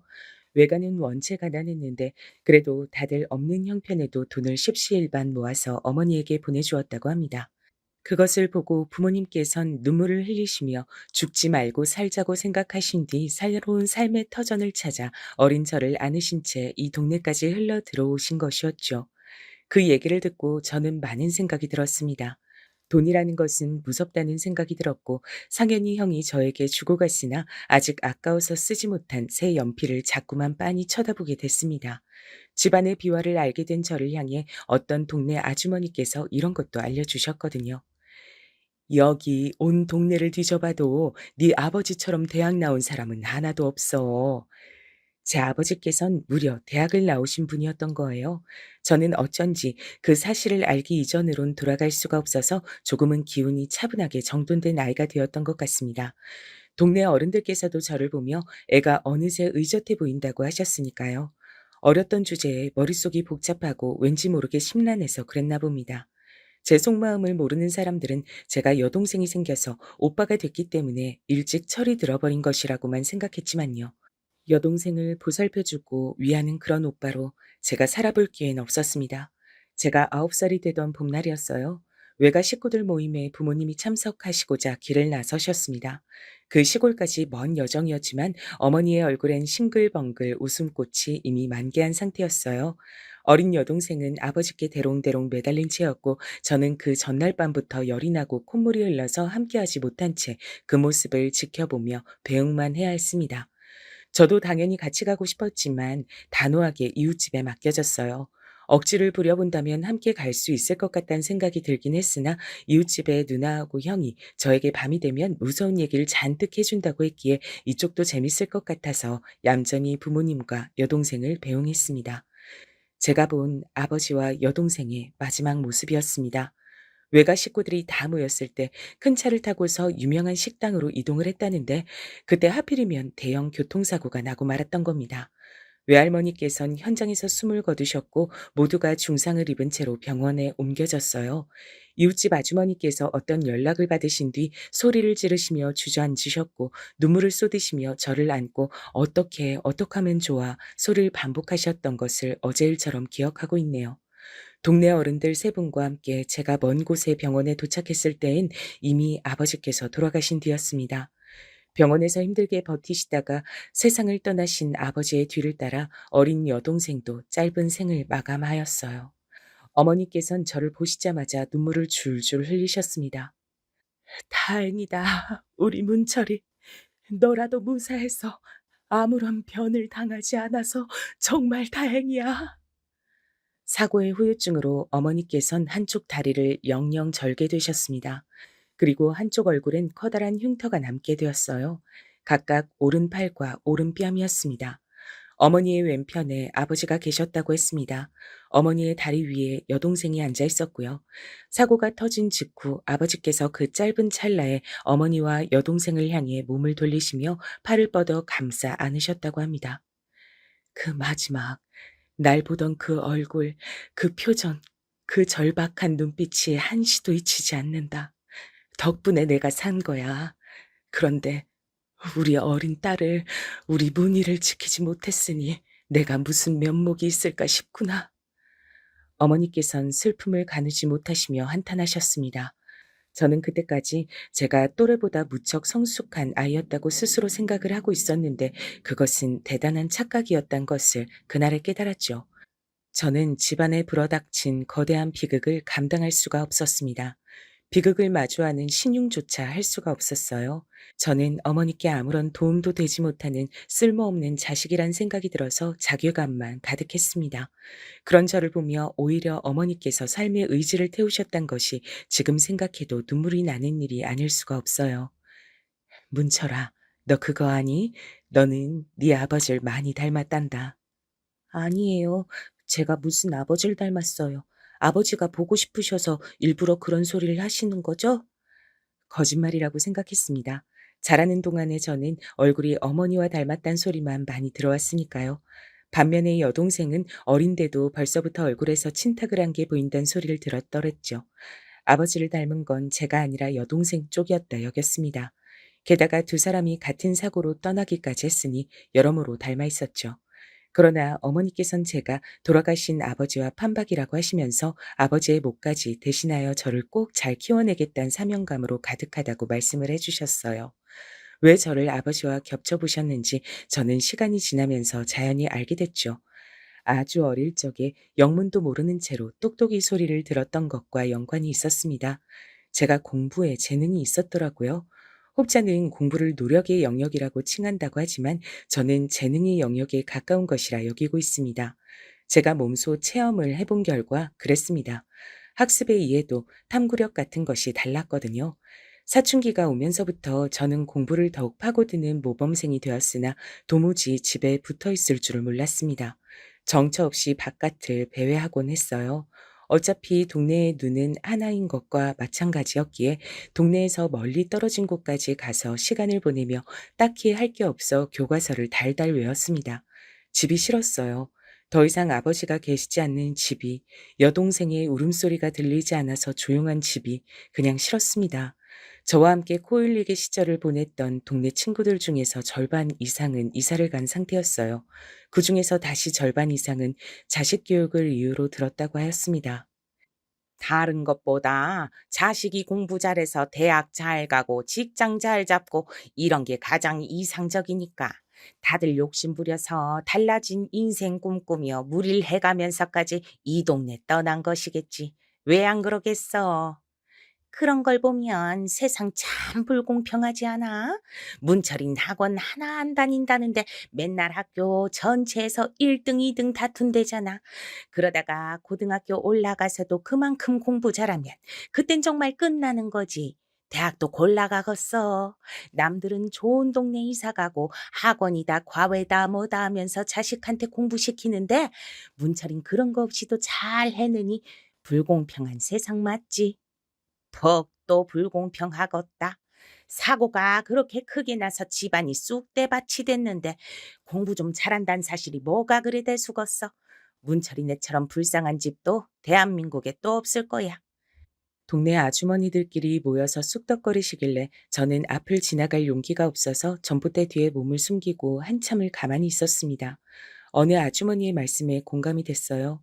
제가 공부를 잘한다는 게 뭐가 그리 대단한 사실인가요? 아버지, 여동생, 그리고 외가 식구들까지 억울하고 허무하게 세상을 떠났는데 제가 공부를 잘한다는 게 대체 무슨 소용인가 싶었습니다. 그래도 멈추지 않고 공부를 더 열심히 해야겠지. 다음번 시험 대비는 더 열심히 해야겠지. 공부 말곤 할 수 있는 게 떠오르지도 않고 내 성적표를 보면 어머니가 행복해 하시니까. 저는 어머니와 있는 것이 불편하고 어색한 불효자식이었습니다. 어머니와 대화를 길게 하는 것 자체가 불편했고 하기 싫었어요. 어머니의 얼굴에 진 흉터를 볼 때마다 숨이 막히는 기분이 들었고 절뚝거리며 걸어다니시는 모습을 볼 때마다 차라리 눈을 감고만 싶었습니다. 어머니의 존재가 실은 철부지 사춘기 소년이었으나 동시에 유일한 제 가족인 어머니를 사랑하고 있었고 필요로 하고 있었습니다. 그 심정을 표현할 유일한 길이 제 성적표였던 거예요. 어머니를 웃게 하는 것이었고 대학까지 나오신 아버지를 떠오르게 만드는 것이었고 저희 모자의 밝은 미래를 기대하게 하는 것, 그것이 바로 제 성적표였습니다. 그러니까 저는 결코 성적표에 어설픈 숫자를 남길 수가 없었습니다. 제가 공부에 재능이 있다고 여기게 된 것은 고등학교에 올라간 이후부터였죠. 야, 이문철, 네 엄마 빨간 마스크 괴물이라면서? 당시에 유행처럼 돌던 빨간 마스크 귀담을 얼굴에 흉터를 지니신 제 어머니의 모습에 빗댄 아주 저급한 녀석이 반에 있었습니다. 그 녀석은 소위 있는 집안의 자식이었어요. 외투도, 가방도, 신발도, 심지어는 학용품까지 모든 브랜드였으며 고급이었습니다. 가난한 동네에서 얼굴에 흉터를 달고 다리를 절고 다니는 모친과 단둘이 사는 저 같은 게 본인과 같은 고등학교에 진학을 했다는 것을 용납하지 못하는 녀석이기도 했습니다. 제 욕을 뒤에서 많이 했던 것을 저는 입학 직후부터 알고 있었으나 상대하지 않았어요. 그러나 제 앞에서 어머니의 욕을 하는 것만큼은 참을 수가 없었습니다. 나한테 질까봐 벌써부터 겁이 무척 나나 보다. 그래서 벌써 이렇게 난리를 치는구나. 되게 안쓰럽고 불쌍하네. 뭐? 불쌍? 이게 미쳤나? 누가 누구더러 불쌍하대. 불우이웃 주제에 내가 너한테 왜 져? 뭘 져? 시험. 나한테 성적 무참하게 처발릴까 봐. 그게 무섭고 겁나서 이러는 거잖아. 저는 일부러 그런 식으로 그 녀석을 도발했어요. 그러자 그 녀석이 눈을 부라리며 절대 아니라고 단언했습니다. 자기가 저 같은 가난뱅이에게 질 일은 죽었다 깨어나도 없을 거라고 했었죠. 그러면서 제가 주먹으로 꽉 쥐고 있었던 연필을 보며 그게 바로 제 수준이라고 했습니다. 유치한 문양마저 반쯤 벗겨진 그 연필은 바로 제가 어릴 적에 이웃 상현이 형한테서 공부를 해보라는 덕담 아닌 덕담과 함께 받았던 것이었습니다. 가만히 모셔만 놨다가 고등학교에 진학한 뒤에 쓰기 시작했었죠. 저는 그 연필 끝으로 그 녀석을 가리키며 어디 한번 제대로 붙어보자고 선언했고 전교에 그 이야기가 퍼져나갔습니다. 선생님들 또한 다 알고 계셨고요. 백연이라고 할 게 없는 저와 있는 집 자식이었던 그 녀석의 위치는 아주 판이하게 달랐습니다. 선생님들께선 그 녀석에게 친절하셨죠. 내 편은 하나도 없고 그 녀석이 뭐든지 유리하다. 도대체 내가 홧김에 무슨 짓을 저지른 걸까 싶은데 정말 이상한 건 질 것 같은 기분이 안 들어. 선생님들마저도 절 인정하시지 않을 수가 없었어요. 왜냐면 전 그 이후에 시작된 시험에서 전교 3등을 했기 때문입니다. 그 녀석은 아마 전교 20등 언저리였던 것으로 기억을 합니다. 학교가 들썩였어요. 속으로 제 편을 들고 있었던 친구들은 선생님들께서 그 녀석을 더 좋아하시니까 조작이 있었을 수도 있다고 하면서 실제 격차는 더 크게 제가 이겼을 게 뻔하다는 얘기까지 하고 다녔습니다. 제가 이겼지만 그 녀석은 저에게 저질렀던 무례를 사과하지 않았습니다. 그리고 저는 그걸 따지지 않았고요. 오히려 그렇게 함으로써 제가 완승을 하게 되었다는 걸 스스로 알고 있었습니다. 제가 공부에 재능이 있다는 것을 확실하게 깨달았고 대범하게 승부수를 띄우는 기질이 있다는 것도 알게 된 계기였습니다. 어쩌면 내가 정말로 훌륭한 사람이란 게 될지도 모를 일이야. 그런 생각을 하고 난 이후로 저는 집에 가는 길에 일부러 아파트 쪽을 쳐다봤습니다. 우뚝 선 아파트들은 깊어진 밤중에도 집집마다 불이 켜진 채 그것으로 야경이란 걸 만들어내고 있었습니다. 멋지더군요. 그런 걸 눈에 담은 채로 집으로 향하는 좁은 오르막길을 걸으면 여러 가지 생각이 들었습니다. 어릴 땐 미처 고려하지 못했던 돌아가신 아버지께서 고단한 몸을 이끌고 이 길을 항상 밤마다 오르실 때 어떤 생각이 들었을지 그게 짐작이 가면서 마음이 아팠던 것 같아요. 인생이 생각한 대로 흘러가지 않아 괴롭다고 여기셨을 듯 싶습니다. 그러면서도 아내와 자식들 생각에 무거운 다리를 기꺼이 움직일 수 있다고 그렇게 여기셨을 뿐이셨어요. 아버지처럼 저도 대학을 나와서 좋은 직장에 들어가서 어머니께 효도해야겠다는 굳은 결심을 저는 다행히도 지킬 수 있었습니다. 우리나라에서 내노라 하는 명문대학교에 당당하게 합격했고 저는 어머니와 얼싸안고 울었습니다. 그간 수고 많았다. 고생 많았다 우리 아들. 문철아 정말 잘했다. 어머니가 고생하셨죠. 저는 공부밖에 한 게 없어요. 제가 공부 외에 걱정 없이 학교를 다닐 수 있었던 건 어머니가 묵묵하게 뒤에 계셔 주셨기 때문이란 걸 제가 알아요. 그동안 표현하지 못해서 죄송해요. 제가 못난 자식이었어요. 부끄럽고 민망하다고 그리고 아버지와 여동생의 일이 생각나서 괴롭다고 그런 핑계를 대며 어머니와 일부러 서먹하게 지냈던 제가 진심을 내어 보였습니다. 죄송하다고 몇 번이나 사과를 드렸죠. 그러자 어머니께선 제 대학 합격증보다 저의 이런 진심 가득한 고백이 1000배, 10,000배로 더 기쁘다고 말씀해 주셔서 저는 목 놓아 울고 말았습니다. 회한이 넘치는 지난 날들을 뒤로한 채 앞만 보고 살겠다는 의지를 다진 저는 명문대를 졸업하고 나서 대기업에 입사했습니다. 현재는 취업 시장이 꽁꽁 얼어붙었다고 하지만 당시에도 엄연히 대기업은 대기업이었기에 엄청난 경쟁률을 뚫은 쾌거였어요. 그렇게 살다 보니 어느새 제가 아파트에서 도시 전경을 바라보고 있더군요. 아름답기도 하고 쓸쓸하기도 한 그런 모습이었습니다. 어머니께선 아파트 생활이 처음엔 어색하고 묘하다고 생각했는데 금세 적응이 됐다고 하셨죠. 인간이란 게 이런 거구나 싶어. 우리가 오래 지냈던 그 옛날 동네도 맨 처음엔 막막한 기분만이 드는 곳이었거든. 하지만 불과 얼마 지나지 않아서 다닥다닥 붙은 집들도 좁은 길도 오르막도 다 적응이 되더라. 무섭게 적응하면서 사는 동물인가 봐. 어머니의 말씀엔 집안에 닥쳤던 크나큰 비극이 있었지만 그래도 어쨌든 하루하루를 살아온 저희 모자의 지난 발자취를 겨냥하는 날카로움이 담겨 있었습니다. 저는 대기업에 입사하기 전부터 만났던 여자친구가 있었어요. 어쩌면 결혼도 잠시 생각했던 그런 사이였던 듯 싶습니다. 마음씨 착하고 수더분한 여자친구였는데 집안의 가장이었죠. 딸린 동생만 셋, 사고 후유증으로 몸이 불편하신 양친까지. 그렇기에 저와 어딘가 통하는 구석이 있었나 봅니다. 3년 가까이 만났는데 제가 대기업에 들어간 이후로 유독 몇 번 감정적으로 싸웠고 어머니께선 저에게 헤어지라고 권하셨습니다. 어떻게 헤어지겠냐며 제가 망설이자 그때 어머니께서 해주신 말씀이 기가 막혔습니다. 얄팍한 동정으로 붙잡고 버티지 마라 문철아.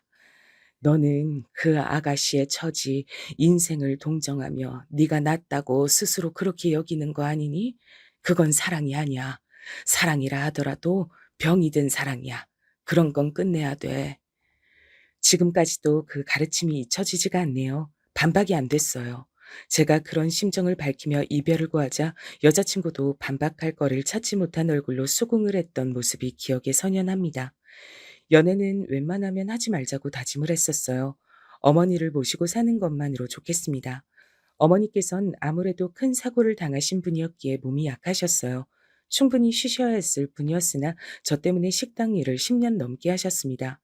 사람들이 당신을 보면 불편하게 느낀다면서 식당의 가장 안쪽에서 힘들게 일을 하셨었죠. 그러느라 건강을 못 챙기셨어요.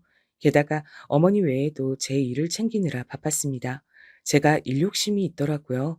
거기에 파묻혀 살았어요. 당시에 부서 전체에 여자 상사는 딱 한 분 계셨는데요. 어느 날 그분의 대학 후배가 회사 근처에 왔던 겁니다. 그런데 마침 외근을 나갔던 길인 저와 딱 마주쳤어요. 그러자 상사께서 저를 아는 체 해주시곤 자신의 후배와 잠시 인사를 시켜주셨습니다.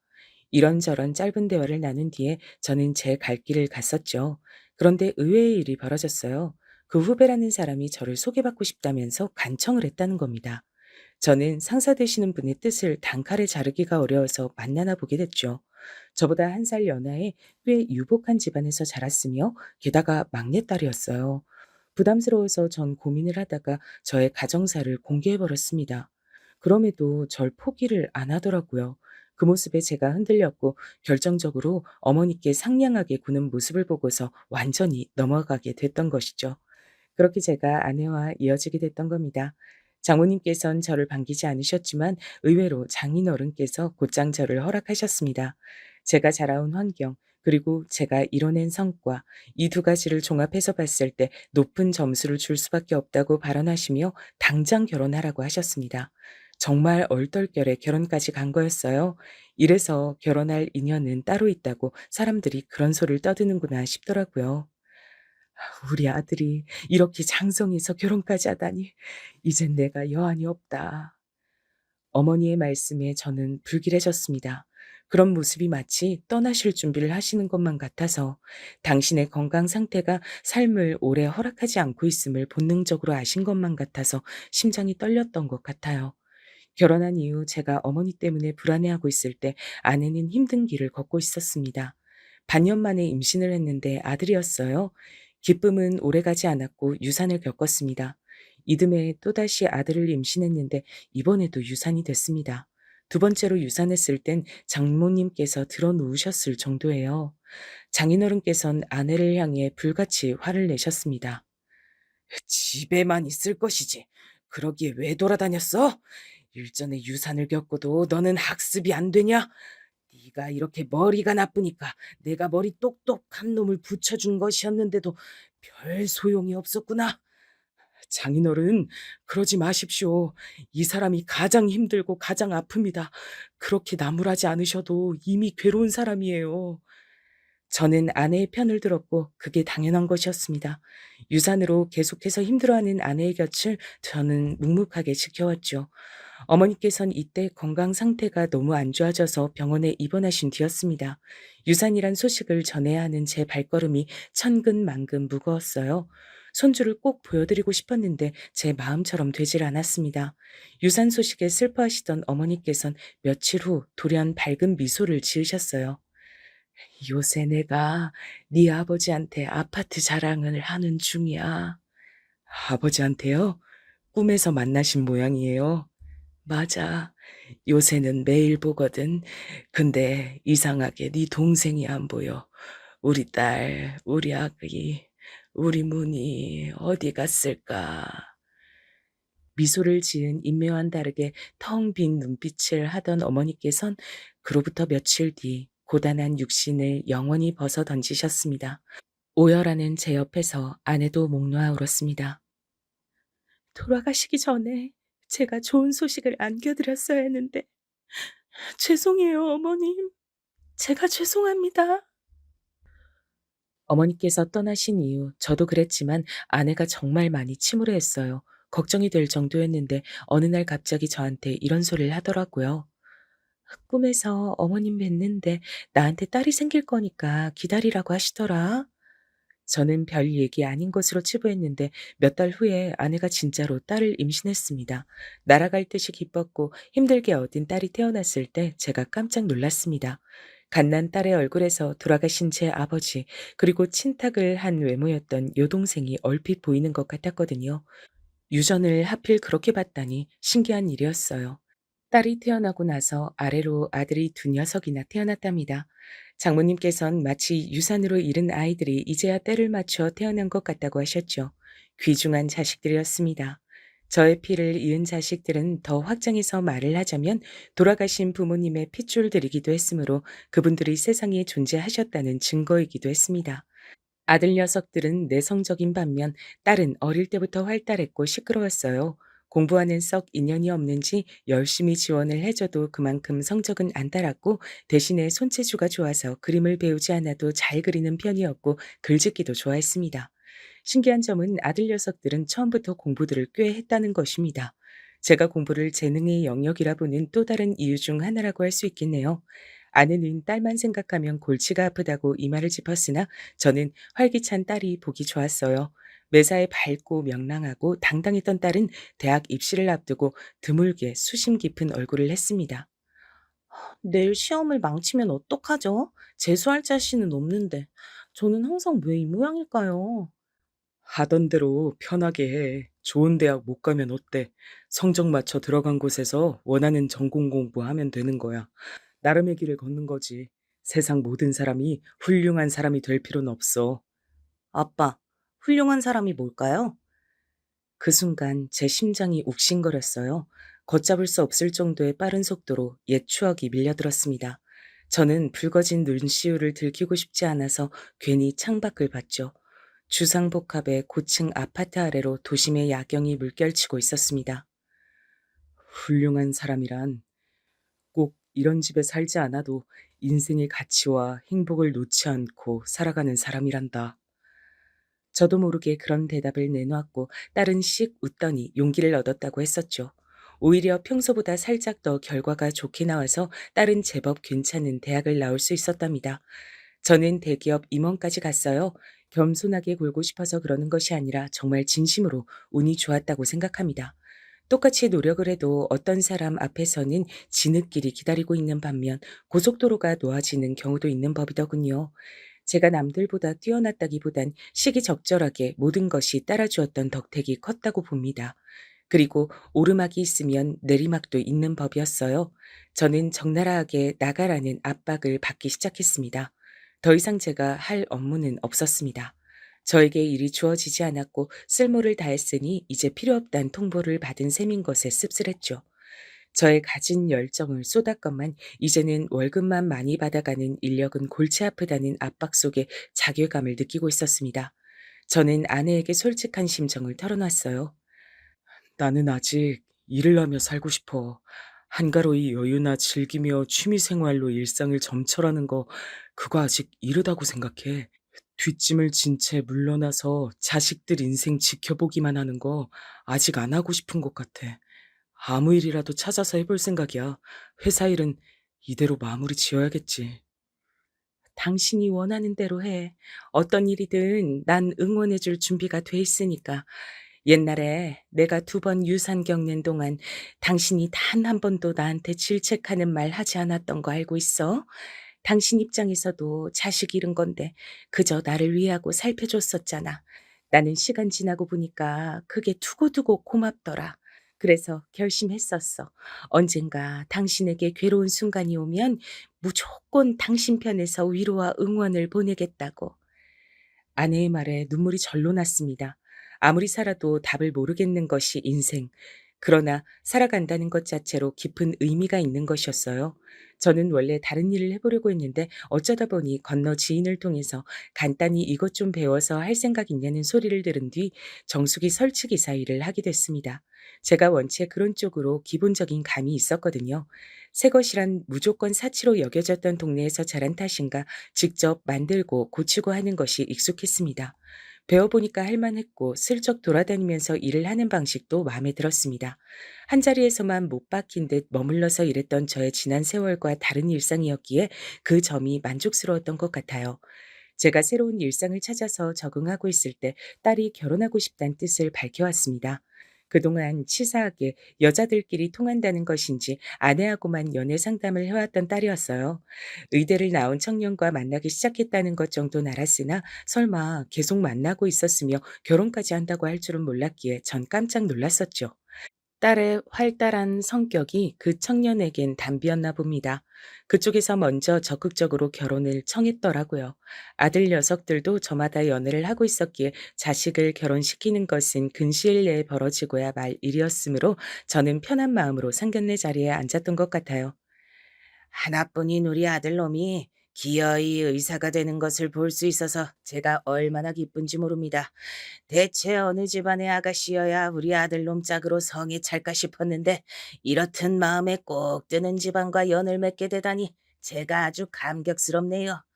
바깥 사돈 되실 분께선 호탕하게 구시면서도 저희 집안을 향한 호감을 강하게 드러내고 계셨죠.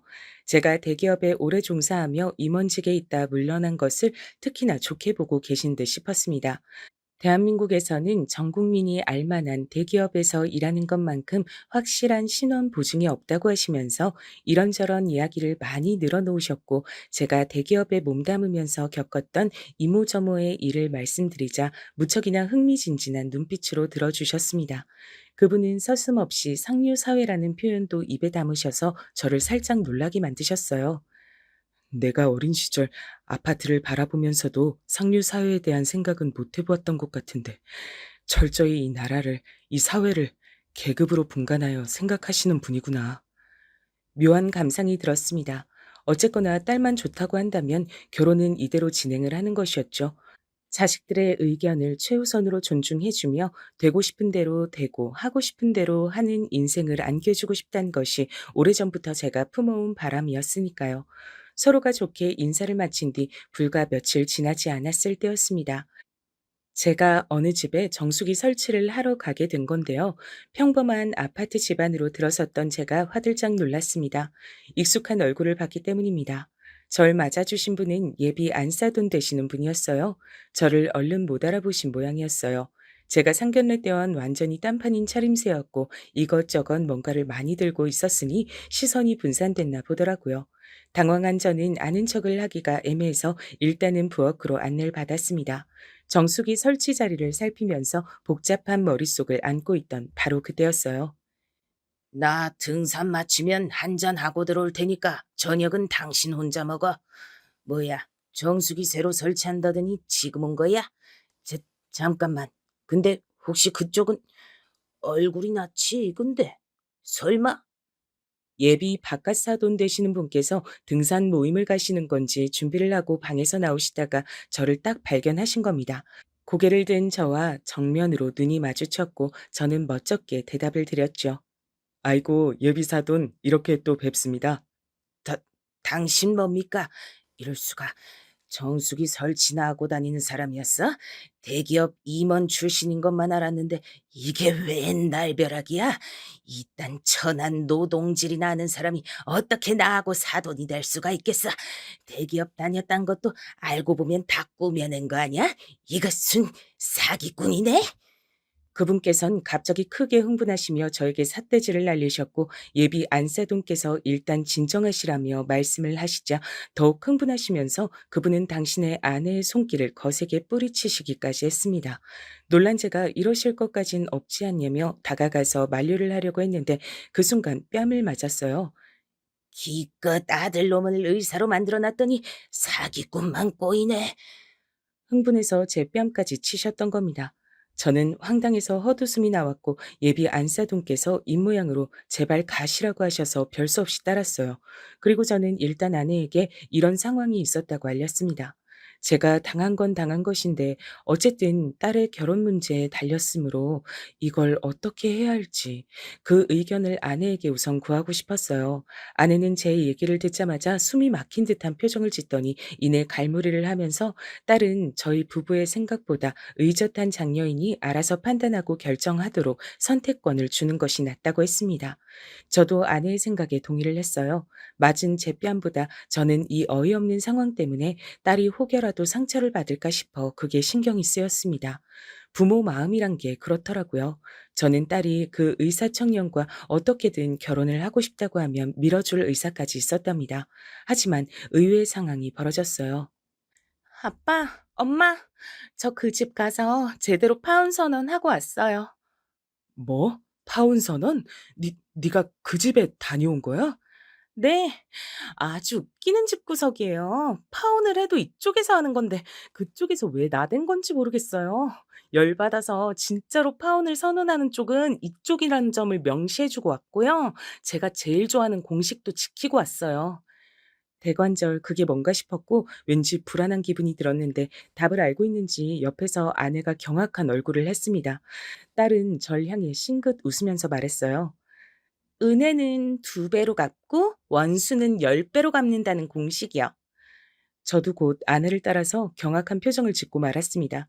세상에나 딸은 제가 겪은 일을 듣고서 퇴근하자마자 예비 사위였던 청년이 있는 병원으로 가서 파혼 선언을 했다고 합니다. 파혼 이유도 곁들였고요. 병원 동료들이 모두 보는 앞에서 파혼을 당한 청년은 넋이 빠져서 바닥에 주저앉았다고 하더군요. 그 뒤로 딸은 그 집에 찾아가서 이제 막 귀가를 하신 참이었던 예비 바깥 사돈 되실 분이었던 양반의 귀싸대기를 있는 힘껏 때렸다고 합니다. 으악, 나 죽네. 여보, 구급차 불러. 빨리 신고해. 젊은 여자한테 뺨 한 대 맞은 걸로 뭘 그렇게 엄살이세요? 어우, 술 냄새.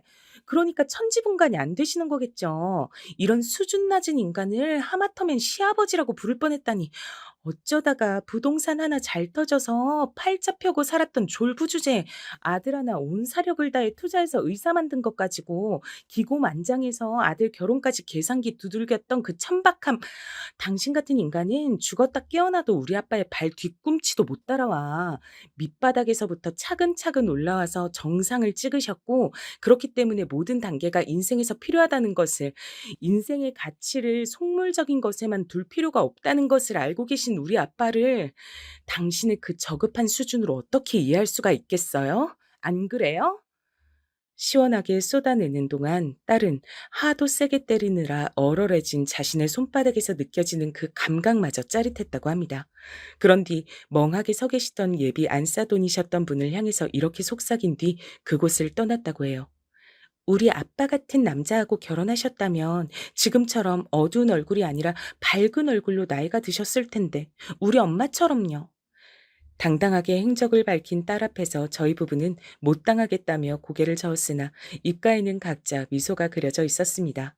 딸에게 파혼을 당한 그 청년은 제발 다시 기회를 달라며 빌었으나 소용이 없었죠. 그래서인지 어째서인지 몇 달 후에 들려온 소식은 그 집 내외께서 이혼을 하셨고 그 청년이 모친하고만 산다는 것이었습니다. 다혈질을 제대로 발휘하시며 제 뺨을 치기까지 하셨던 그분은 처자식을 모두 잃으신 셈이었죠. 자랑스러운 효녀. 저희 딸은 그 뒤로 더욱 좋은 인연을 만났답니다. 사람이 외향적이진 못한데 진실되고 신중한 면이 강한 인물이죠. 활발한 딸하고 다르기에 서로 보완이 잘 되더라고요. 얼마나 잘 맞는지 믿거나 말거나 부부싸움을 한 번도 안 하면서 사는 중이라고 하네요. 저희 부부도 그의 질세라 더욱 화목하게 잘 살려고 노력을 하며 지낸답니다. 하늘에서 먼저 떠난 제 가족들이 저를 보며 부디 뿌듯해하고 있으면 좋겠네요.